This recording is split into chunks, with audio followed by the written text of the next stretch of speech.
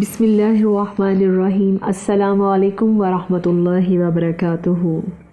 ہمارے چینل کے ناظرین، آپ کو اپنے یوٹیوب چینل میں خوش آمدید کہتی ہوں۔ امید کرتی ہوں کہ آپ سب صحت مند اور اپنی زندگی میں اچھے کام کرنے میں مصروف ہوں گے۔ ہمیں کچھ وقت اپنے اسلام اور دین کے لیے بھی نکالنا چاہیے۔ تو چلیے چلتے ہیں اپنے آج کے ٹاپک کی طرف، جو کہ واقعات صحابہ میں سے ہے۔ حضرت ابو ذر رضی اللہ تعالیٰ عنہ کا ایمان افروز واقعہ۔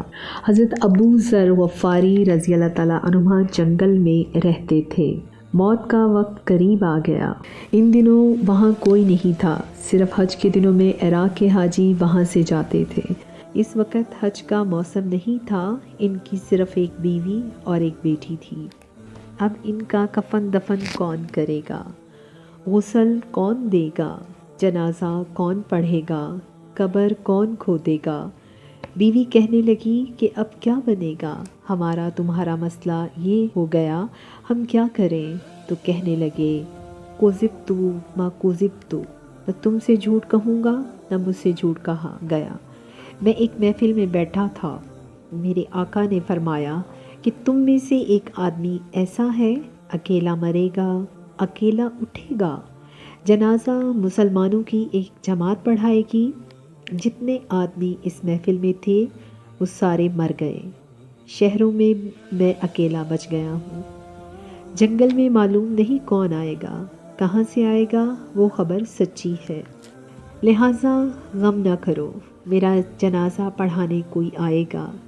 یہ تقویٰ کی ایسی نشانی ہے کہ اللہ سبحانہ و تعالیٰ اور اس کے رسول صلی اللہ علیہ وآلہ وسلم کا علم ان کے دلوں میں اترا ہوا تھا۔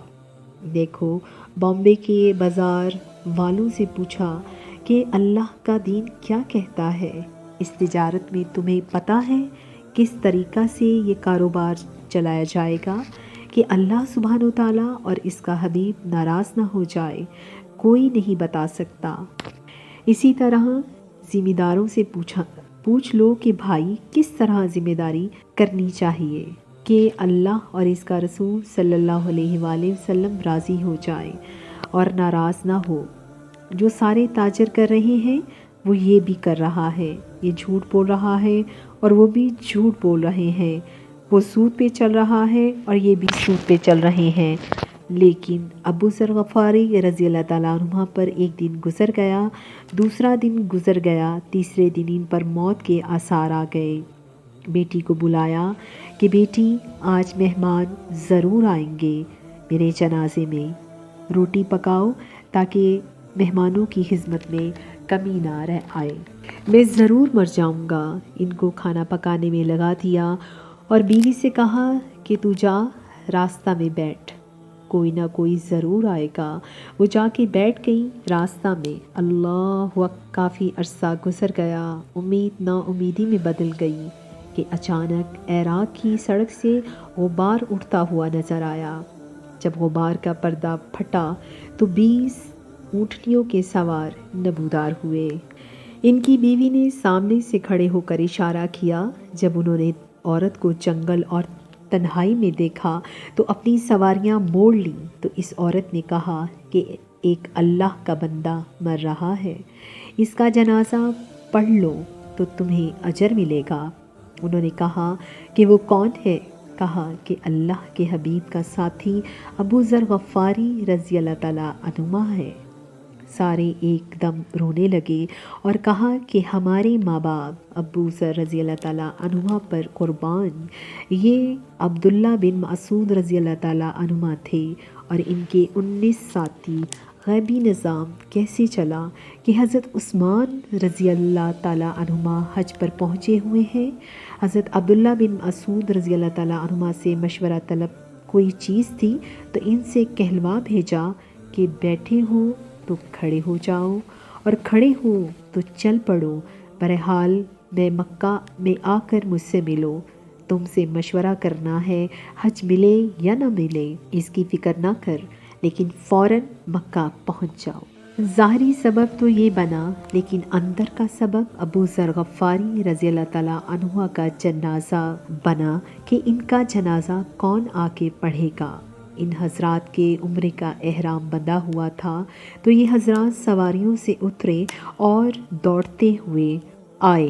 ابو ذر رضی اللہ تعالیٰ عنہ اسی اطمینان میں ہیں کہ پہلے ہی پتہ تھا کہ کوئی آئے گا، لیکن ابو ذر رضی اللہ تعالیٰ عنہ تقویٰ کے اتنے بڑے مقام پر پہنچے ہوئے ہیں کہ فرماتے ہیں جس نے عثمان رضی اللہ تعالیٰ عنہ کی حکومت کی نوکری کی ہو وہ مجھے کفن نہ دے۔ ان 19 میں سے ہر ایک نے حکومت میں ملازمت کی تھی، البتہ ان میں سے ایک نوجوان کھڑے ہوئے کہ میں نے آج تک حکومت کی نوکری نہیں کی اور یہ احرام بھی میں نے اپنے ہاتھ سے بنایا ہے۔ کہا بس ٹھیک ہے تو میرا سارا انتظام کر دے۔ پھر ان کا انتقال ہو گیا، یہ سارے ان کو دفن کر کے چلنے لگے۔